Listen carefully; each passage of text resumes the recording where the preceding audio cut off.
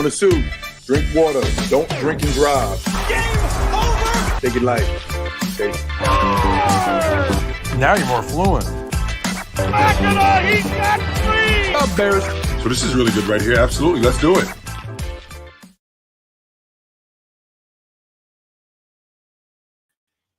Yes, sir.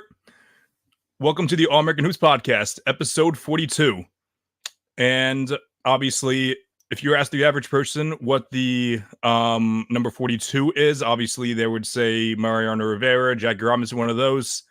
But I'm super pissed off at myself right now because I have a very small Al Horford jersey in my closet right now that I should be wearing right now, but it's very, very tight. I was going to put it on, but ran into a couple things before the pod, so I wasn't able to put that on. However, I do have my Al Horford is good jersey as well, but unfortunately don't have that. Or I do have that, but just not wearing it. And obviously instead I'm wearing the merch, which you can buy at the Sports Fluent Media Shop, link in my bio. So yeah, we got an awesome show ahead of us today. Even though last week was technically the first episode of us switching the time slot. However, this really feels like the first episode because we got the full panel back. Matt's been with us. He was out last week. Shout out to him. He really picked it up for the past few weeks, few months actually, that I really say that. And also John will be rejoining us because obviously he wasn't as regular the past couple months. He did join us the one Sunday segment that we had. But now he should be back with us, maybe not full time, but like the closest thing to it. So 8 o'clock is already awesome. We're very, very excited for it, and it's going to continue on to be like that. But anyway, great show ahead of us today. We're talking about the Celtics Media Day. They just had their Media Day on Monday. Going to be talking about Jayson Tatum. I made a poll about Jayson Tatum the other day. I thought the results were very interesting. I'm not even going to say hateful because they were actually I was actually pleasantly surprised with the results. And after that, we're going to be ranking the Robins because Yahoo Sports came out with the list the other day of their list of Robins. Robins as a number 2. So we're gonna compare our list. John and Matt made their top 10. I made my top 30. However, it got lost in I wrote it down on paper during my lunch break at school today. That got lost, so I'm probably not going to do my top 30. Maybe I'll do like my top 10, 20. We'll see. But yeah, awesome show. I'm looking forward to it. This is the All American Hoops Podcast.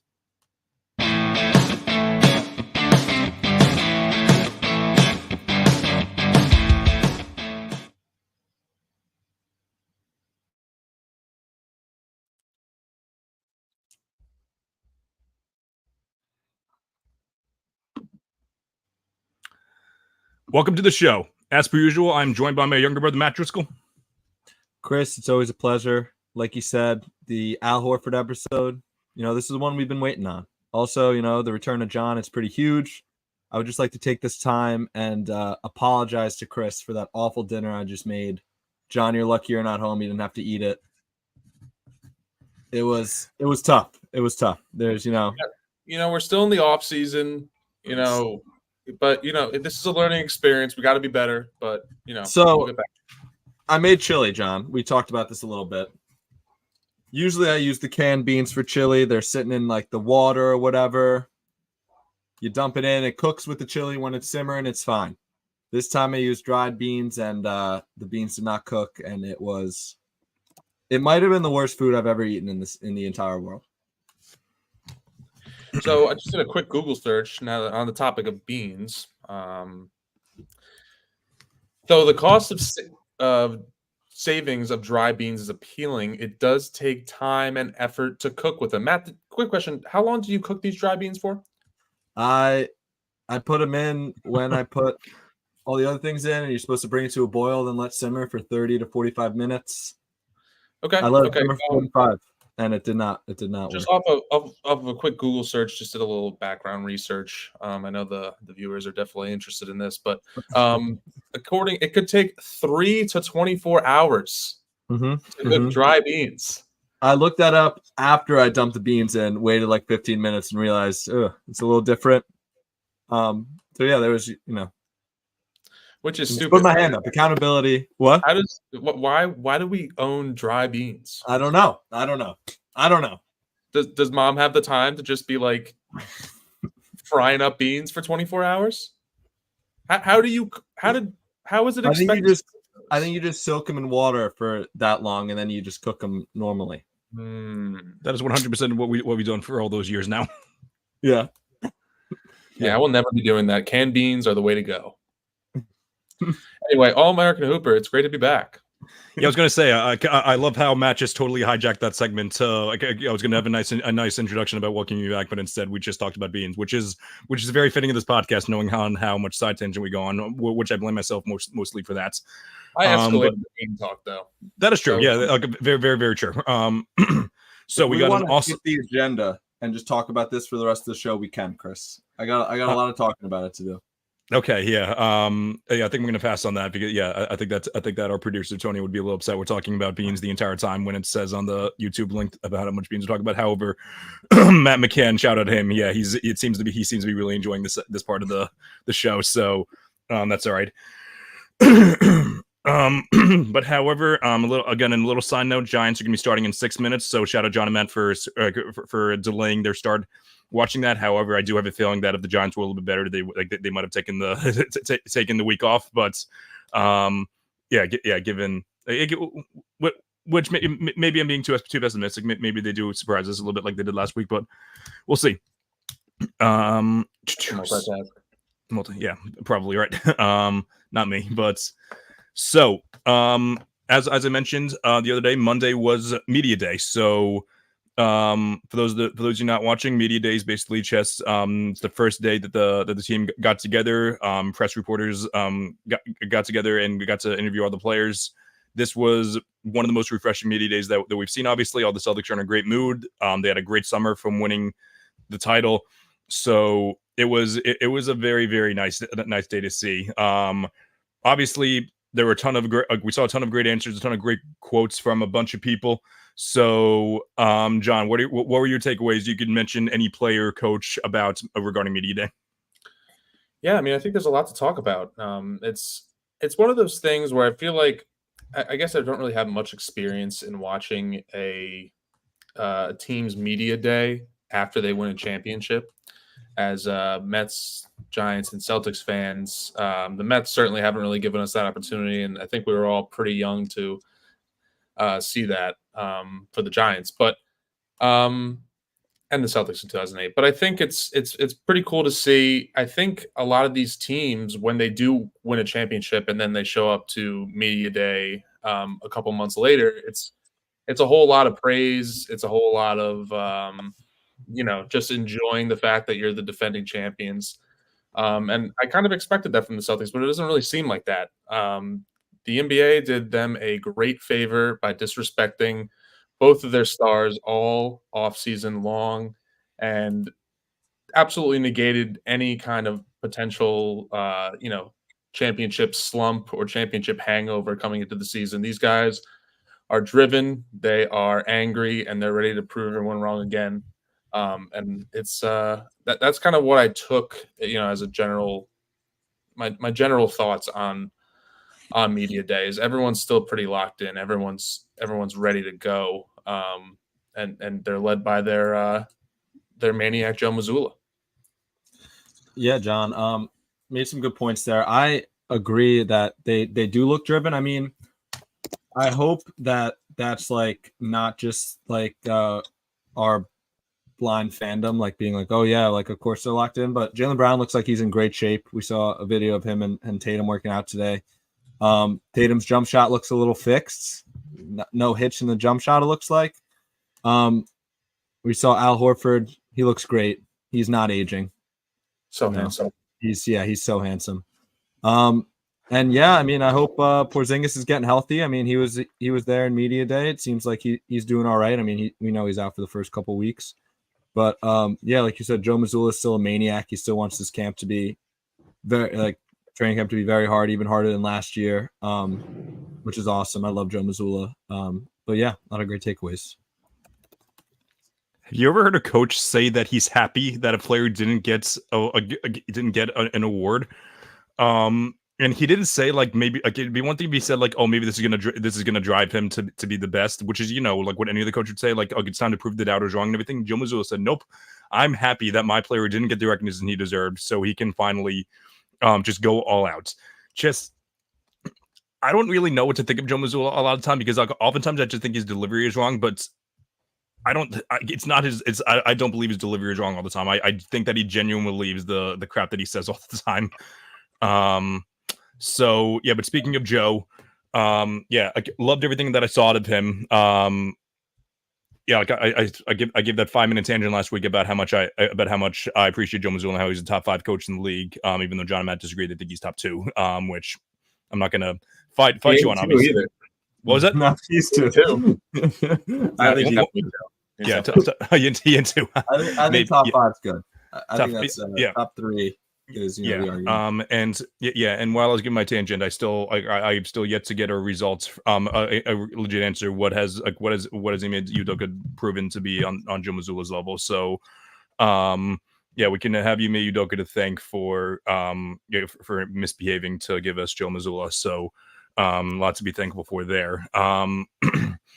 But yeah, Jaylen Brown looks extremely fired up. I can not for nothing that picture of him like with the all 3 trophies ahead of him, that may have been the hard.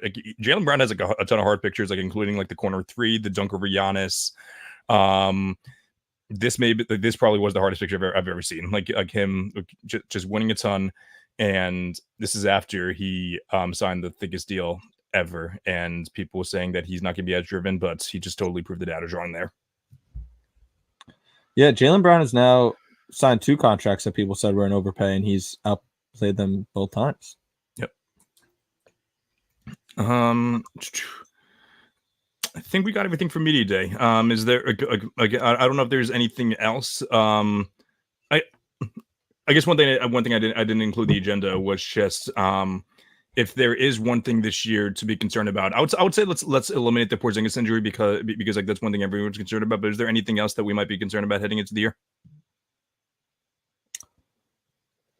It's tough to say like anything nervous or worried about. We got everybody back besides O'Shea Brissett, who we replaced with Lonnie Walker. But I guess just something to be concerned about is complacency. Like maybe there might be a little championship hangover to start off the year. This is just like reaching for things because everyone's back. Porzingis will be bubble wrapped until Christmas. But yeah, maybe just that, like they won't be as motivated to get one because they just won one last year, but we'll see. Yeah, I think in terms of like concerns, I think you really have to try to think about some, but there are a couple realistic ones. I think complacency is always a risk, especially with a team that's just talented, right? I think there is like the East got better. I mean, you can definitely argue that, the Knicks are healthier. They added another, number 3-4 option, like a very, very good number 3-4 option. With Porzingis not really coming back till Christmas, they're not really going to stack too many, as many wins as they would with him there.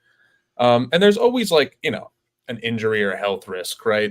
There's always, they got lucky last year with the exception of Porzingis. And it's kind of silly to say that because, with the exception of losing their number 3 option for a majority of the season, or majority of the later part of the season. But, they did get lucky with, JB, JT, Derek, Drew, Al, all stayed relatively healthy for a good chunk of time there.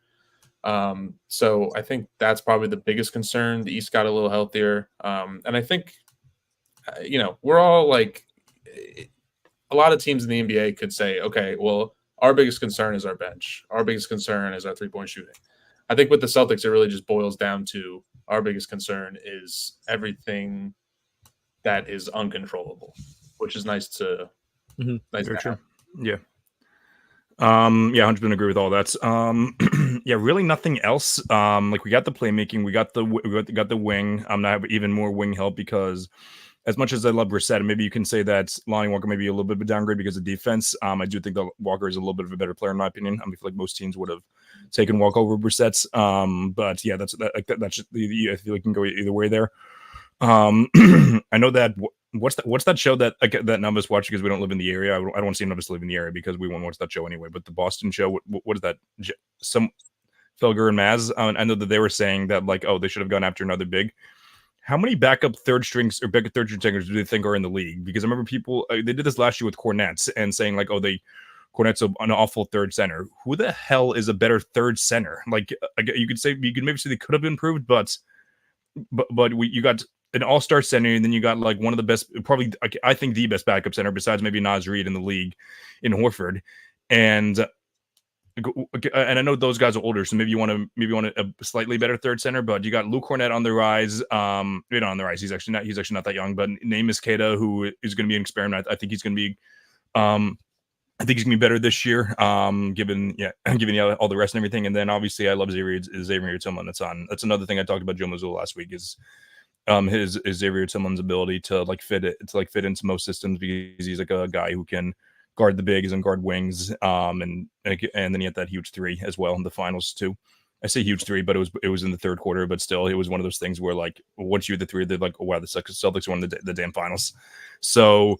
Yeah, not much else to be concerned about. But I don't know if you guys realize I was shaking my head when John mentioned the Knicks. I have committed to it. I usually don't double down on my hatred, especially when they prove me wrong. I'm doubling down this year. I do not think the Knicks are going to be past the second round, which isn't that bold of a take, but I think it's a better shot they lose in the first round than make it to the conference finals, which I mentioned in the chat the other day.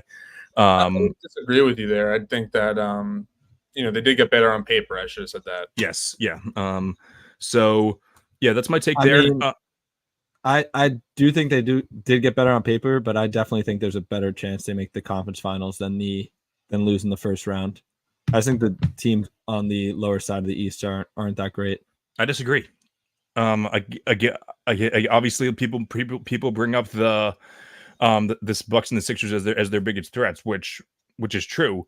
But that being said, the Magic are young, on the rise. The Cavs have a very solid team as well. They were without their starting center last year during the playoffs. People forget about that. Or they're with them for like the first few games, I think. But then against the Celtics, he didn't play at all. So, I do think there is a world where the Cavs beat the Knicks in the playoff series. I would probably pick the Knicks if you asked me today. I would say the Knicks, even though the Cavs would have the big size disadvantage. And obviously, of course, and now I don't have too high expectations for both of these teams, but the Pacers and the Heat both have a history of overachieving the playoffs. So, is there not only do I think there's a wood with losing the first round, I don't think the Knicks win more than one playoff series next year. Yeah, well, Chris, I think if the Knicks run into hobble Joel Embiid in the first round next year and get 2 home wins helped out by the refs, then yeah, they'll probably make it out of the first round. But in a head-to-head series, but like you try to think of Knicks probably finish as a top 3 seed in the regular season, right? So who does that have them match up with in a potential playoff series? Like Hawks, Raptors, Magic, Pacers, probably the Heat, because they don't play in the regular season, and then blame injuries when Jimmy Butler gets hurt after playing 30 games. Exactly. Chris, you put it on the agenda, but you didn't say it yet. Do you guys think that the Celtics are still the favorites to win the East? Not the East, to win the finals, and who are their biggest like competitors? Like who would be like the second or third favorites if the Celtics are the first? I don't really trust anyone outside in the East really. And yeah, again, you guys are going to shake your head again, but yeah, I do think the Bucks have the best shot because of Giannis, and because of Giannis and the potential of Dame. That is it. And Chris Middleton has been very good in the playoffs the past 2 years. I want to give him credit there, but like I do not expect him to have like a full season in addition to the playoffs. He's going to need to rest up there. So that would be the recipe there. But I do think the Bucks have the best shot. I guess the Knicks after that, but I don't know. Out west, there's a good amount of teams that I would take, but yeah, I'm not going to totally steamroll off those teams. Matt, do you want to give your take on any one or two of those teams that you think could pick off the Celtics in a possibility? I think the second team that the team that has the second best shot of winning the finals is the Oklahoma City Thunder. They got so much better this offseason. They were the 1 seed last year. They're just getting another year of experience in the playoffs. I think it is the Thunder. I will say I do hate on the Bucks a lot. It's just like their depth concerns me, but obviously their top players are really great. But it's what do you get from Brook Lopez? Like he was pretty good last year, but he did signs of aging. So if he like comes back and he's the Brook Lopez that we know he can be, like back in the day, like not even back in the day, like a couple of years ago, the Bucks could have a shot at coming out of the East, but I don't know. I think there's a couple teams better in the East than the Bucks. I would take the Sixers and the Knicks over them if I'm being totally honest. But I think it's Celtics, Thunder, and then the Timberwolves, and then the Knicks, I would say, are my top 4. Yeah, I mean, I know we all like to poke fun at the Knicks because we have a lot of friends that are Knicks fans, but they're very clearly my second team in the East for me. I think that they did, and granted, I will say they ran into some bad injury luck last year. Was that from their coach playing them 45 minutes a game in a February game? Maybe. But if they were healthy, they probably beat the Pacers, right? I mean, we can play hypotheticals all night long, but you have to give them a little grace when it comes to that. They probably would have lost in 4 or 5 to the Celtics regardless. But if you want to talk about the second best team in the East, the team that if I'm the Celtics, are looking at saying, okay, maybe this is the team we look at as who might be our matchup in the East Conference Finals if they make it there, barring knock on wood, if they make it there. And then out in the West, I still think the Denver Nuggets are a team that you have to think about. I know that they lost some guys this year, but I really like the Nuggets. The Thunder did get better. I agree with you there, Matt. But I think that it's going to be interesting, and it's just like I'm holding back from saying that. Like on paper, none of these teams match up with the Celtics. They don't. A healthy Celtics team, and maybe that'll come back to bite me in the ass. But I think that the Celtics stay healthy, they play their game, they should repeat. Yeah, I think it's tough. It's tough to go back to back. But like you said earlier, it's really like roster for roster, paper for paper. I do believe the Celtics are the best team in the league again, and it's like they do have the experience. They went through. They won the finals last year. They're battle tested, as Chris loves that phrase. So I do think it's theirs to lose. I do think they're still the favorites. I'm really happy that all 3 of us said a Western Conference team and nobody mentioned the Mavericks. They're not getting past the first again. I'm doing some generational hate watching. They're not getting past the first round either. I think I agree with that, Chris. I don't. I mean, it was a great run last year, but I think there's a couple teams in the West that are better than them. So they're going to be. It's going to be like the Heat. The Heat won an awesome run in 2020. They won an awesome run in 2023. Everyone has no one has expectations for the Heat this year, but everyone had expectations for the Heat in 2021. They lose, and then they get swept by the Bucks in the first round. So I'm expecting something very similar to the Mavs because I don't know when the last time a team that was awful defensively 1 through 3. You can argue 1 through 4. I don't even know who their power forward is. Is it Washington? Washington's a fine defender. He's not anything special though. So yeah, I'm not expecting anything special out of the Mavs this year. Okay, so now I was able to squeak out a really quick graphic for our next segment. So I ran a poll the other day. It was if you were to replace Jayson Tatum with blank, would they still win the title? Which I feel bad for like bringing up a guest, a former guest who's not here to defend himself. But shout out to Peter Foreman, who John and I each had a few drinks on Saturday nights, and we got into an argument with Peter Foreman about who we think the worst player could be that could replace Tatum. The Celtics still win the title. We think the list is very small. He thought the list was a little bigger, so we'll mention who that player was. We bullied him. Yes, just a little bit, yeah. So I made a spreadsheet of the results. I don't know how much you can see them. Okay, yeah, not bad. Let me just take off the banner real quick. So I was pleasantly surprised with the results. Not gonna lie. So LeBron came in first. I was pretty surprised at that, but like it definitely makes sense. LeBron is first with 73%. Giannis and Jokic were tied for second and third with 71%. Luka was 56%. We'll get into that, but KD 52%, Steph 50%. Then there's a huge drop off, which I was very surprised to see the drop off for this player. Shai Gilgeous-Alexander at 32%, which there was a massive argument on Twitter the other night, which I partook in, about whether the Celtics would have won the title with Shai. I'm sure you can predict what my philosophy was.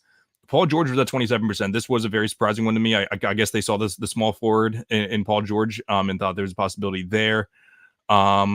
again, another surprise. Anthony. Oh no, sorry. I skipped over Zion, which I thought I included Zion just because he's like a young up and coming star. I was not expecting that high of a number, 25%. I kind of wish that I put Kawhi there instead of one of the younger guys, but I didn't. I was factoring in injuries a ton, but I didn't really with Zion for whatever reason. Anthony Edwards 24%. I was very surprised at that. Jimmy Butler 23%, and then all the other ones pretty low. Scotty 21, Paulo, AD, and Fox 20. Halliburton. Scotty Barnes. Yeah.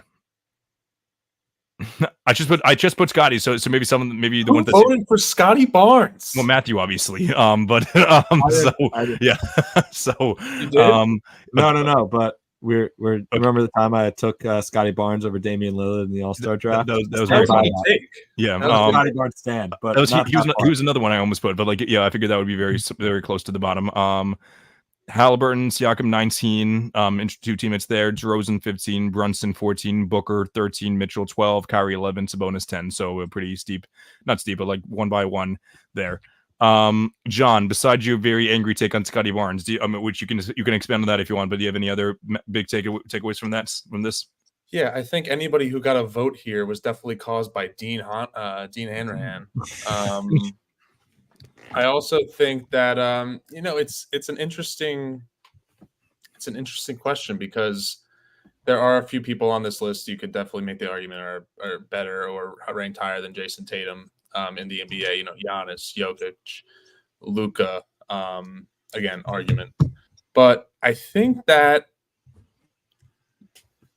you can take ability into consideration here. But are these guys going to be willing to give up 3 to 4 points a game, make the extra hockey assist instead of taking the contested shot or instead of, trying to get your stats up to 30 points a game and whatever? Jayson Tatum sacrificed a lot this year to win a championship. I don't know if some people on this list that got a bulk of votes would be willing to do that. Now, like LeBron would, obviously we know he's like a good playmaker. Maybe he actually, if they got off to a slow start, he would have shipped everyone else out for his old friends. But Giannis, I think I agree with. Jokic, agreed. Luka, I totally disagree with. I think the entire reason why the Celtics went 16-3 in the playoffs is because of the defensive versatility that Jayson Tatum provides. Luka Doncic is not guarding any centers. He's not guarding anybody. He's not guarding the two guys on this podcast right here. But I think, like KD, Steph, yes. SGA, I don't know. Is SGA getting the same 10 free throws a game if he's wearing a Boston Celtics jersey? I'm not sure about that. But I won't, I'll let you guys go down the list yourself. But those are a couple of the things that I was thinking about while looking through it. There's a couple of things I was surprised about. I'm surprised Luka's only 56%. I would think that would be higher. Sorry, John. I disagree with you there. I think if Luka was on the Celtics instead of Tatum, the Celtics still win the finals. And everyone else averages 13 points a game while he takes his 40 shots and eats cheeseburgers on defense. Yeah, I mean, obviously a massive hit on defense, but Luka's a top 5 player in the league, like consensually. I think, argument for top 3. So I think, you replace a Tatum with a top 5 player. The Celtics still win. I do agree about KD and Steph. I think if you replace Tatum with either of them, they also win. I was shocked by SGA at 32%. Everyone seems to love SGA. Present company excluded with John and Chris on the pod. But I mean, SGA, he's a big guard, but he does play 2 ways. He does move the ball around, and he was good in the playoffs this year. I know he lost in the second round, but I do think that if you replace SGA with Tatum, the Celtics still win. But everyone after that, I'm looking at the list. I don't think anybody. I mean, the next one I would say is probably Ant, but I don't think that if you replace Ant with Tatum, the Celtics win, because it's just kind of also with roster construction as well. It's tough to replace a wing with the guard on the Celtics because you got Drew and Derek, right? And then Porzingis was out, so in this situation, Porzingis only plays. What did he play? 4 full games in the playoffs. Porzingis is out, and that means Al has to play more minutes. That means Tillman and Cornette have to play more minutes. You probably get more of Sam Hauser. So it's a lot. It's a totally different game. But I think to a point, you just can't like really overthink it. Like, all right, this guy, if you add a top blank player in the league to the best team in the league, do they still win the finals? Yeah, I agree about everybody up until SGA. Yeah, I think the poll kind of cuts off. You see a big drop off after Steph, right, at 50. I think the drop off should be after SGA. Like, to be honest with you, like anybody SGA and above. You froze there a little bit. Yeah, a little bit. No, that's okay. So, yeah, all of you guys made great points. I think my biggest takeaway, obviously I don't think like LeBron and KD aren't really too big of a discussion. Steph is an interesting one because obviously if Steph was on the roster instead of Tatum, they'd make more changes to it. Like one of D White or Drew one, like they wouldn't have traded for Drew, obviously. A couple other moves may have been on the table. I was super surprised at Anthony Edwards, actually. That was one of the more surprising ones. I think that Ant is one of the more which I spent all offseason hating on Anthony Edwards. But that being said, I do think that he's chest out. I redid my list. He's chest outside my top 10 now. So, like a guy that plays both ways, but maybe he's gonna. Yeah, he's definitely not gonna be as willing to like take fewer shots. He's like as great of a defender he is. He's not gonna be guarding the centers. Maybe he would take on Luka and he'd probably take on. He was guarding Kyrie. He got cooked actually, so maybe that's a bad example. But so I don't know. I think that's where the line is. It's like the SGA to Ant, like where. Except that I don't think that Paul George and Zion. I don't think there's a world where. I'm saying Ant should be right below SGA. Right. Yes. Paul George and Zion. I think there's a massive drop off, and I totally agree. I think Booker and Brunson should be higher than a couple of these guys. Mm-hmm. I don't think you replace Tatum with either of those guys. The Celtics win, but I think they should be higher than a couple names on this list. What about AD? I know that we talked about him on the show a few weeks ago about him probably not being good enough to be the first option on a championship team, but in this setting, because essentially you're replacing Tatum the power forward with AD the power forward too. Like it's not like it'd be too much of an adjustment.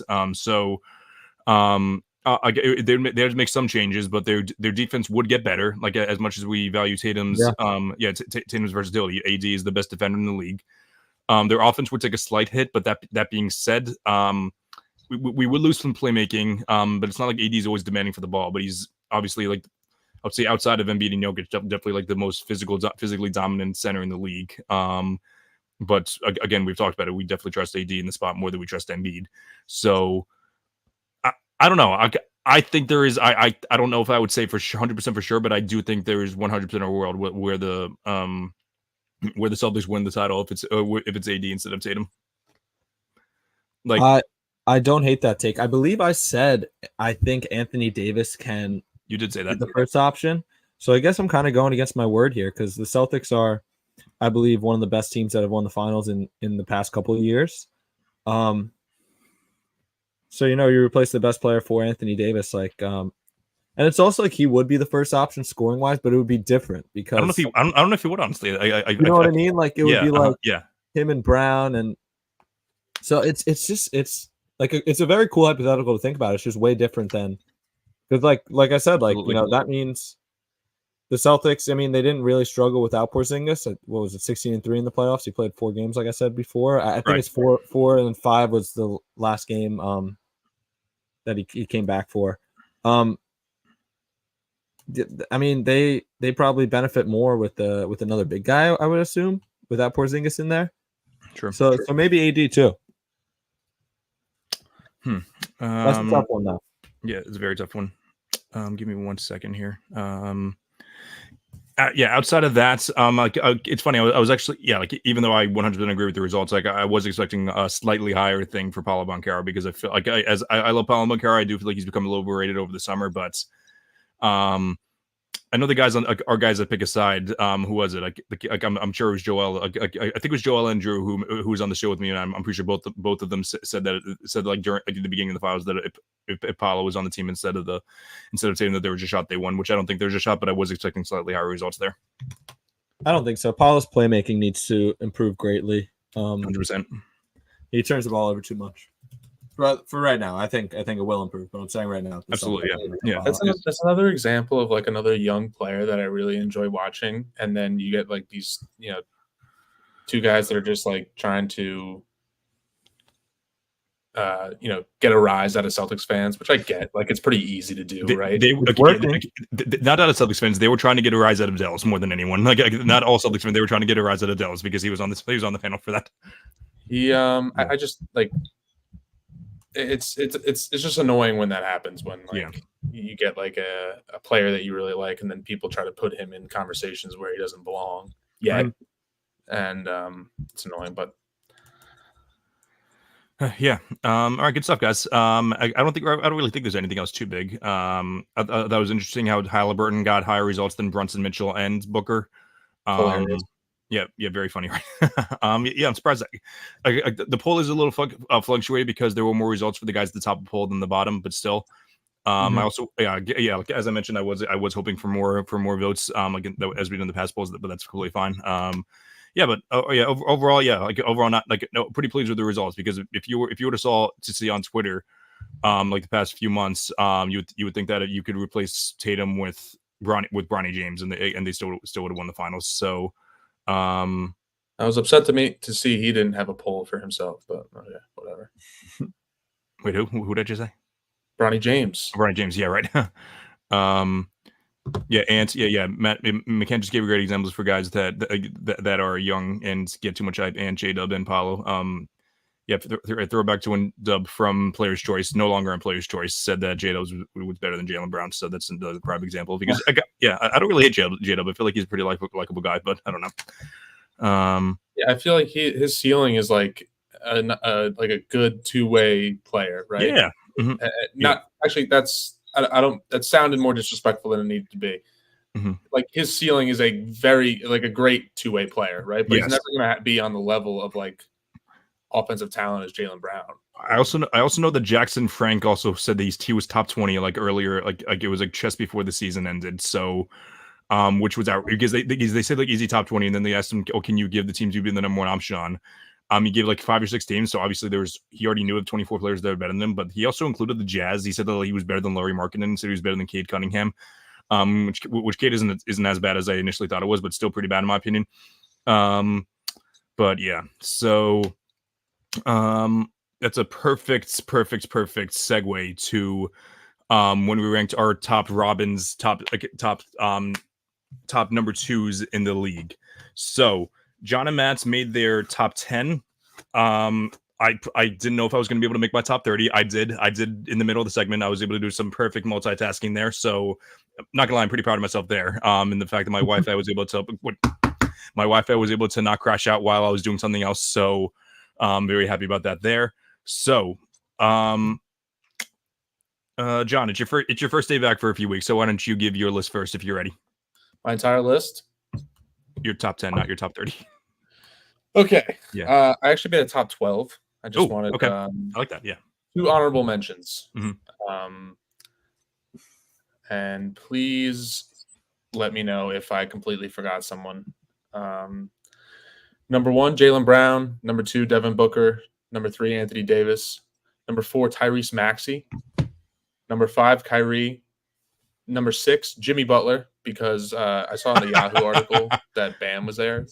I think Bam is far more reliable and stays healthy and is a better two-way player. So Jimmy Butler is the number 2 on that team. I got Sabonis at 7. I know it's like people really don't like Sabonis for some reason. I get it though. He kind of plays a little like dirty sometimes when when the team's playing against him. Like he's like your classic like European throwing elbows, you know. But like you can't argue stats, right? He has like a double like every game and a half. So, and then I have number 8 is Karl Anthony Towns. This is a Karl Anthony Towns stan podcast. we love Cat. I know you can put Gobert there, but and Cat had a couple. He struggled a little bit in the playoffs, but overall, I think it's hard to argue against the offensive versatility and the playmaking. I have Siakam at 9, and to round out my top 10, I have Julius Randle. And my honorable mentions are Murray and Lillard. I think that Jamal Murray was probably a little higher on this list before the last playoff run. When you have Nikola Jokic as your number one and you continuously put up stinkers in the playoffs, it's hard to, you fell down a couple slots. And Dame Lillard, that's all I have to say about that. Yeah, John, I totally agree about Jamal Murray. When I give my list, he didn't make my top 10. He is in my honorable mention as well. But after the last playoff run, it was really, really disappointing from him because he's supposed to be I was talking about it with a couple of my buddies at school, before the playoffs started. He's one of the best playoff risers in the league, and he totally proved me wrong there. So, Chris, should I go with my list, or should we discuss John's a little bit? Do you have any takeaways from the list? Because I don't. I have almost the same, different order, but I do have the same guys. I have one more honorable mention. It's just, but a little bit of a different order. Okay. Yeah. Since that's the case, you can, feel free to go right ahead. All right. I'm going to go honorable mentions first. 13, I have J-Dub. We just talked about him. I really like J-Dub. I think he's a very good two-way player. I really like the Thunder. I think they're going to be very, very good this year. I don't think that's a crazy hot take, but they're fun. They're young they're fun to watch. And I love guys that play both sides of the ball. Number 12, I just talked about Jamal Murray. Definitely fell down a couple slots after this postseason and this season in general. At number 11, Chris, you're going to hate this. I have Damian Lillard as well. He just fell outside of my top 10. When I made this list, a lot of the things I did was how well you can be a number 2. Dame might be better than some of these players on this list, but I think his play style and how much he demands the ball and his him being a liability on defense is why he was slotted at 11. I saw your tweet the other day saying if Dame is outside your top 10, it's insanely disrespectful. Sue me. At number 10, I have Karl Anthony Towns, big fan of Cat. At number 9, I have Julius Randle. I was between putting him at 8, where I have Sabonis. I think they're on the same tier there. I think Sabonis is just it's tough to compare these two in the playoffs because they're both horrible, but Sabonis is a little bit better in the playoffs.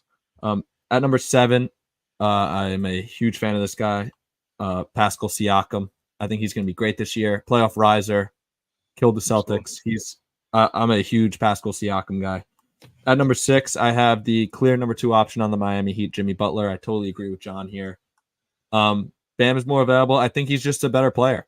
I think Bam is better than Jimmy Butler. I don't know if that's a crazy take or not, but that's just what I believe. He plays in the games, Yeah, he plays in the games, and he's really one of the few guys that can guard 1 through 5. Jimmy Butler used to be a good defender. Bam is one of the best defenders in the league right now, and his offensive game is limited at times, but he improved it last year. Not for nothing. The Celtics took care of the Heat in 5 last year, and they took care of business. Bam kind of cooked them for the majority of that series. Me and Chris went to game 1, and there were 3 or 4 times where Bam would take that little fadeaway just inside the key. And it's tough, man. It's a tough guard, and it's a good shot. He barely misses that. And a little mid-range, a little turnaround. Sure, we've said, we've mother effed him a bunch of times while playing him, but you got to give respect where it's due. And you know what? He's not a foul baiter either. He never see he gets when he gets fouled, when he goes to the line, he's going up strong and he's drawing a foul. He's going up to score, which is something also you can respect. Yeah. So that was my number 6. Number 5, Kyrie Irving. Although he kind of collapsed in the finals a little bit, he's he had a great playoffs before then. At number 4, Tyrese Maxey. Chris, you said the other day you think that Tyrese Maxey is getting maybe a little bit overrated. I disagree. I love Tyrese Maxey. I think he's gonna be so good this year. Maybe his counting numbers will go down with the addition of Paul George, but him in the playoffs this year, I liked him a lot. It just went up a couple levels. Number 3, I have Devin Booker. We talk about Devin Booker a lot on this podcast. I think he's the third best shooting guard in the league. I think I had him at 3rd or 4th. At number 2, I have Jaylen Brown. I really wanted to put him at number 1. I'm sorry, John. I'm happy you did it.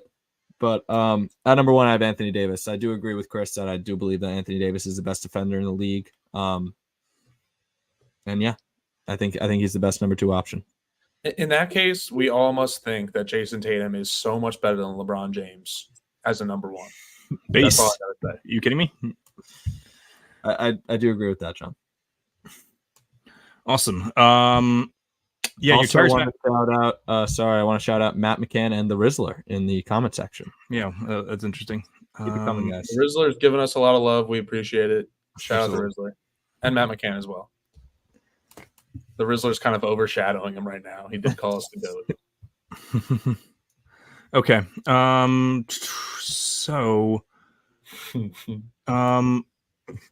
So I did make my 1 through 30, but however, I accidentally screenshotted my like 1 through 30. I wanted to do it 3 at a time, and I was able to do 21 through 30, which I guess I can share right now. And I'll do 1 through 20 because for whatever reason that's not working. But I will share my 21 through 30 right now and get you guys speaking about that. But yeah, I'll get my rundown for that real quick. So at number 30, I do have Jordan Poole. What a goddamn fall off for him. He looked like an up and rising star on the Warriors. Then he got punched in the mouth by Draymond. So big things happening there.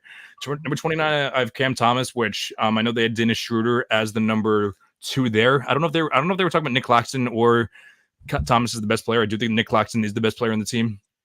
But yeah, I don't know what the thought process is there. Like Cam Thomas is going to be probably the leading scorer on the team. I do have Chris Paul at 28. They had Devin Vassell ahead of him, which not an unreasonable take, but like I am expecting Chris Paul to have a slightly bounce back year. Number 27, I have a big fan of Jaden Ivey. They did have my guy Tobias Harris on the Yahoo Sports list, which I was very surprised at. Yeah. So then number 26, I have Brandon Miller, what you keep on seeing, like they saying like, oh, Will LaMelo Ball and Miles Bridges lead the team. Where is Brandon Miller in this thing? Yeah, I think he's been super disrespected, and that piece of shit shouldn't be it shouldn't be getting more attention than Brandon Miller. Number 25, I do have Emmanuel quickly. I know that RJ Barrett was put ahead of him in the list, and I know the Dean thinks that RJ Barrett is better than IQ. I disagree slightly because I do think that IQ is able to rise the team's floor a little bit more. Maybe ceiling could be RJ, but I'm not really 100% sure there. Number 24, I have Anthony Simons, which the Blazers are a tough one because I don't know. I thought that Jeremy Grant and DeAndre Ayton were the 2 best players, but however, they did put DeAndre Ayton as the they did put Grant as the Robin, but I do think that he's slightly better than Simons. 23 got Colin Sexton. I'm a fan of Colin Sexton. I was thinking about putting Walker Kessler ahead of him, but yes, I'm a big fan of both of them. I'm not really expecting much from the Jazz this year. I don't think either of them should be number 2s or 3s on a team, which is why the Jazz are a pretty bad team. 22, I got Clint Capella. Maybe looking back at it now, they're probably a little too high for that, given that the Hawks kind of stink, and and even though he's pretty good, I feel like he's a pretty large reason as to why they've underachieved.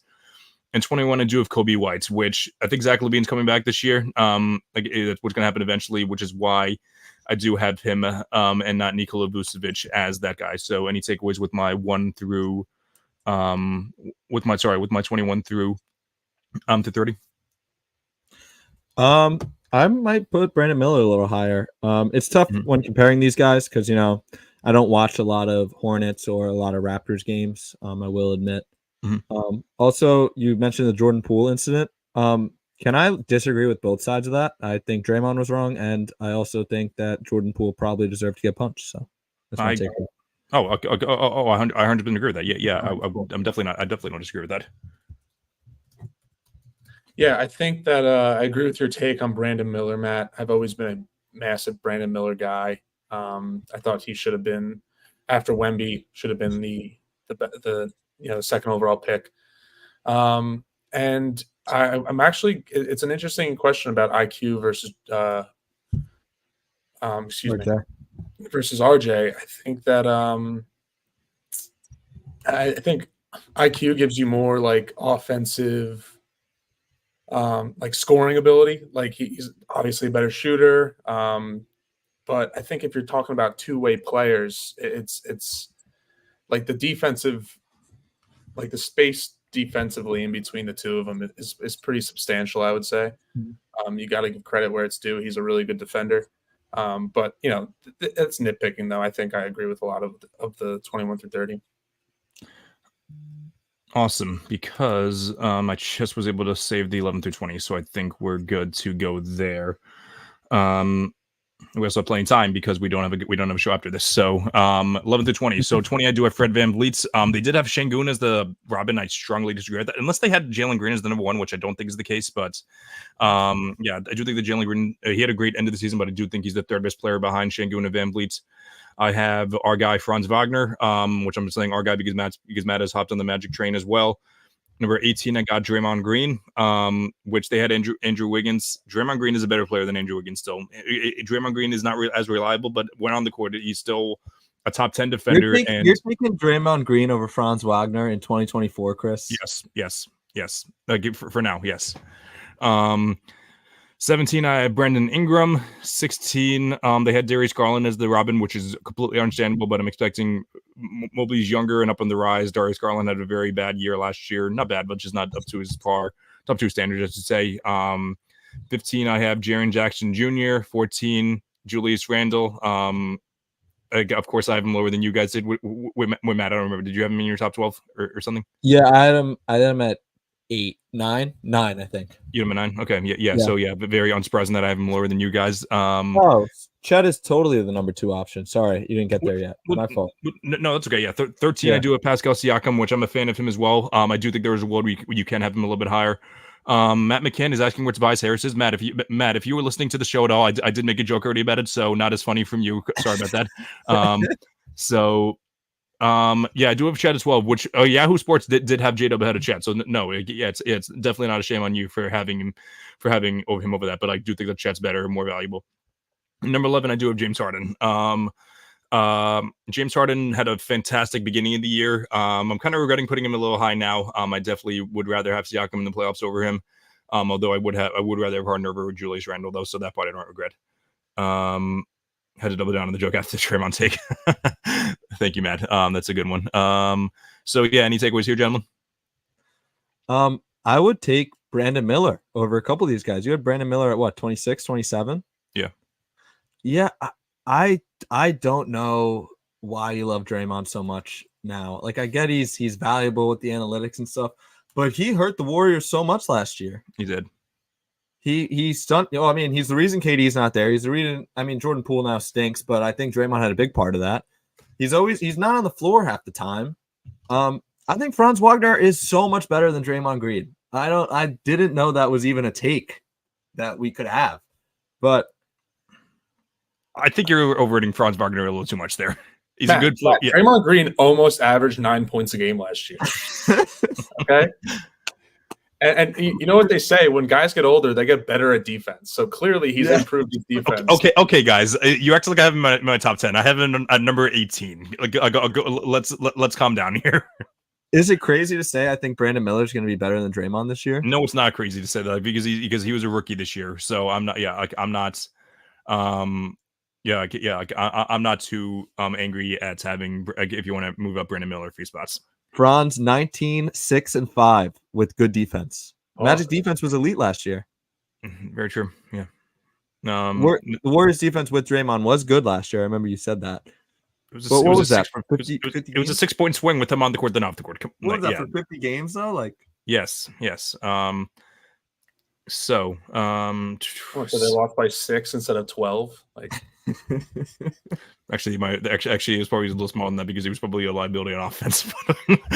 So, I will say I do like the James Harden is a little high, but me and actually Matt McCann and I the other day were talking about James Harden and how he's kind of changed his game a little bit, how he's more of a playmaker, how he doesn't foul bait as much, how he's still not great on defense. But I feel like he's less of a liability now because he has taken less of an offensive load. But yeah, I think 11 is too high for him, but I do like the respect for James Harden. Good stuff. All right, top 10. Number 10, I do have Jamal Murray. I was actually thinking about swapping Harden and Jamal Murray, but essentially does come down to playoffs, which Murray wasn't great in the playoffs, but he did have those few clutch moments. Number 9, I do have Domantas Sabonis. I already see Matt's reaction to a few of these. I'm very interested to see what his takeaways are. Number 8, I do have Rudy Gobert. I'm going to double down on this take until it's not true anymore. The Wolves were good this year because of Rudy Gobert's defense. They were the best defense in the league because of Rudy Gobert. Anthony Edwards was the best player on the team, but their defense was elite because of Rudy Gobert. I do not think that he was better. I do not think the cat was better than him at all. 7, I do have Tyrese Maxey. Elite in the playoffs, but he was not very good when Embiid was off the court. Granted that he didn't really have much help, but as the number 2, you really should be stepping up, which he really didn't. 6, I have Tyrese. Wait, did I put Halliburton? Okay, that was a mistake. I don't know why the hell I did that. I definitely meant to put someone else there. Siakam. Damn, that's embarrassing. Okay, I don't know. Yeah. So, damn. Okay, yeah. I'm gonna have to revamp this list in a second. But obviously too late for that now. But yeah, I do have Bam Adebayo, then Damian Lillard, then Kyrie Irving. That was a this one is a little tough for me. I do have Kyrie over Dame now because of the playoffs. And yeah, I know that we shit on Jimmy Butler a lot here, but let's be honest. In a big playoff game, you want Jimmy Butler, not Bam Adebayo. For now, Jimmy Butler is aged a little bit. What? He won't play. He's hurt. Not always, but he's usually available for the playoffs. So yeah, I'm taking Jimmy Butler over Bam Adebayo for now. And Booker. That's who it was. Booker. Yes. Oh, thank God. So, yeah, Booker. Where did you have Siakam? Sorry. No, Siakam. I had Siakam at 13, but I think it was just one of those things where I had one of those things where I just had I don't know what the hell I did that there, but so yeah, I did have so I would have had Kyrie at 4, Dame at 5, Bam at 6, and then I would have had Booker at 3, then Brown at 2, and then AD at 1. So just pretend that's the list there, guys. I'm gonna do this real quick actually. But yeah, Matt, you had the biggest reaction, so if you want to give your take on that, go ahead. I guess my biggest takeaway was Kyrie in the top 3, which now I know is top 4. I think that isn't crazy to have him in the top 7, but I think top 4 is a little silly. I think Kyrie had a pretty good playoffs, a pretty decent playoffs before the finals, where he was awful in the finals. He was unplayable at points in the finals. I think with the drama that comes with him, and I think with the playoff disasters he has this year, I don't think he deserves to be in the top 4. Dame, it's just I think we'll know a lot more about Dame after this season. Yes. If last year's season was just more of a adjustment period to Milwaukee, he did get hurt for a little bit. Or it could just be he's older and he's worse. And when he's on one of the best teams he's ever been on in his career. I know some of the Blazers teams were good, but not as good as this Bucks team. Maybe I don't know. Maybe he's the start of his career, going towards the end is happening. I think if that's the case, he should not be in the top 5 number 2s. If it's a similar year like last year's.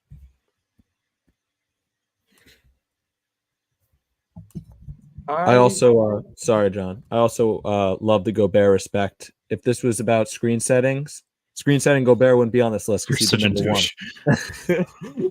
No, I do like the Gobert respect. I don't think he's top 10, but I do like it. Sorry, John. Go ahead. I think Kyrie had a couple big games in the playoffs leading up to the finals, and that totally just controlled his narrative, because I thought he was pretty okay in the playoffs before the finals. He only averaged 22 points a game, and he's a volume scorer. He's not really gonna, especially with Luka, he's not really going. I know he had 5 assists or whatever, but he's not really going to impact the game with facilitating as much with Luka on the court. And he's a minus defensively. So I think that's why I had him. I think I had him 5th, maybe 6th. I wholeheartedly disagree with Dame in the top 5. For reasons we've discussed in the past. We don't really have to go into it. I had Cat over Gobert, but I think it's a matter of preference, and I don't really think they're very far off from each other, regardless. And yeah, I mean, obviously we had overall disagreements, but all arguable, right? Yeah, I think so. Yeah, like I have zero issue if you want to move Kyrie down a few spots because of the potential for the locker room to explode. I think that's more likely than not this year, given it's his third season there, his second full season, which is usually when shit starts to hit the ceiling with him. So, if you want to move him down a few spots for that, that's zero issue there. Maybe I should. So, yeah, go ahead. Go ahead. Go ahead, Chris. No, I don't have really much else to say. Yeah, so All go right, ahead. sorry. I was gonna say I would so much rather have Tyrese Maxey on my team than Kyrie Irving or Damian Lillard right now. Yes, it's not a bad take, honestly. Yeah, not at all. Especially for the roles that they are in. If you have Tyrese Maxey. Okay, that is true. Yeah, if you're factoring in age and everything, but I do think that last year, So Kyrie, like if you remember me, before the All-Star break, I was really big on Kyrie Irving because of he was big on the advanced stats and everything. But obviously, availability has to come into play. He does have a history of rising to the occasion in the playoffs. But yeah, we saw that in the conference finals last year. We didn't really see that in the finals though. So we didn't see it all, I should say. And yeah, if we're talking, yeah, but again. I've really changed my tone for because at first I was I care more about what you could do as the number one option, but I really do care more about what can you do as the number two option, which Kyrie was very good this year as the number two option, but building a championship team, yeah. So I have zero issue if you want to put Bam and Maxey over Kyrie, and Dame, like Matt said, it's going to be a lot of it's going to be we're going to know a lot more after this year, but maybe we can have Jacob on the show again to give us the case for that. After that, yeah, I think you guys touched on everything else for my list. Jaren Jackson, I did put Jaren Jackson Jr. I'm pretty sure they had Desmond Bane instead, which I don't have a problem with that, but I do think that did they? I feel like they did. I could be wrong though. I do think that Jaren Jackson Jr. I'm a big Grizzlies guy, so I think the defensive duo of Jaren Jackson Jr. and Marcus Smart is going to be goddamn filthy, which I'm really, really excited for that. And bench scoring from Santi Aldama, Loyola legend. Hell yeah. Yeah. If I'm not mistaken, I'm pretty sure that Tobias Barkley, who was on the show very early, before we connected to Sports Flow, and I'm pretty sure he brought up the day before the Celtics traded for Xavier, someone the Celtics should go after Aldama. So that was pretty interesting there. But yeah, yeah, I'm definitely going to screenshot this list and see what everyone else has to say. Yeah, I don't really know what the takeaway is going to be there, but yeah, that'll be very interesting. So that's all we got for today. We do not have a show after this. I do believe we have a 10 o'clock show though, so it's another perk about 8 o'clock is that we can start late and then end a little bit later. Hoping not to do that again though. I'm hoping to show up a little bit on time. If Matthew actually makes us all dinner, then we maybe we can maybe we can go back this time around. Matt, just start cooking on Wednesday. We gotta get biggie bags or something after this. I had 2 bites. I couldn't eat it. I believe we agreed to that. Yeah, and Matt, in the future, just what you couldn't do that, you couldn't have done that this week because it would have been repetitive. But instead, just do what I did: go to Food Town Monday and just buy some Mama Mancini meatballs and some nice wheat bread from something from Food Town. So that's That's I think I'm gonna start cooking on Fridays, and I'm gonna start getting pizzas. It's maybe nice to go. Yeah, that's a good day. Might hurt the bank account a little bit, but one last comment. Yep. Let's go Mets. Yeah, let's go Mets. Let's fucking go Mets. How are the Giants doing, by the way? They're losing. Of course. Was it 14-0 or is it 7-0 or 3 or 7-0? Or 14-6. All right, not terrible. Also, you guys better start studying up. Big draft on Saturday. We didn't talk about that. Oh right, yeah. Very draft Saturday. There better be multiple references to who the defending champion is. That's all I gotta say.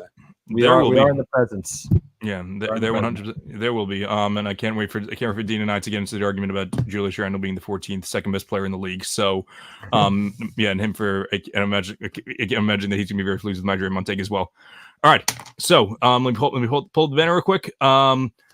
Make sure to follow All American Hooper on all social media platforms. Subscribe to @SportsFreeland on YouTube to catch every episode on Thursdays at 8 o'clock now. As again, Thursdays at 8 o'clock p.m.